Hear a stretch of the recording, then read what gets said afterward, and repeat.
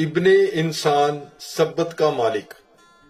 مقدس لوکا کی انجیل اس کا 6 باب 1 تا 11 آیات تک۔ پھر ایک سبت کو یوں ہوا کہ وہ کھیتوں میں سے جا رہا تھا اور اس کے شاگرد بالیں توڑ کر اور ہاتھوں سے مل کر کھانے لگے۔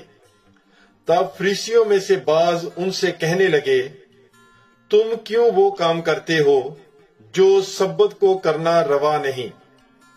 یسوع نے ان کے جواب میں کہا، کیا تم نے نہیں پڑھا کہ جب داؤد اور اس کے ساتھی بھوکے تھے تو اس نے کیا کیا؟ وہ کیوں کر خدا کے گھر میں گیا اور نذر کی روٹیاں لے کر، جن کا کھانا کہنوں کے سوا اور کسی کو روا نہیں، کھائیں اور اپنے ساتھیوں کو بھی دیں۔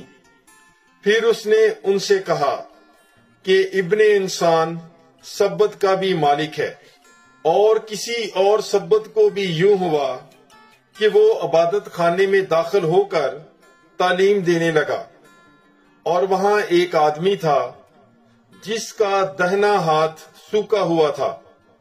تب فقی اور فریسی اس کی تاک میں لگے کہ شاید وہ سبت کے دن شفا بخشے تو اس پر الزام لگائیں، مگر اس نے ان کے خیالات کو جانتے ہوئے اس آدمی سے جس کا ہاتھ سوکھا ہوا تھا کہا، اٹھ اور بیچ میں کھڑا ہو۔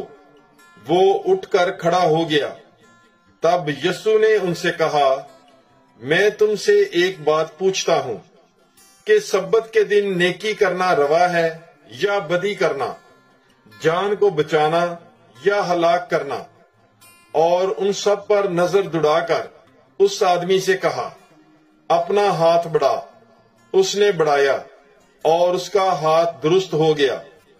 تب وہ سب دیوانگی سے بھر کر آپس میں کہنے لگے کہ ہم یسوع کے ساتھ کیا کریں؟ پاک کلام کے پڑھے اور سنے جانے پر خداوند کی برکت ہو۔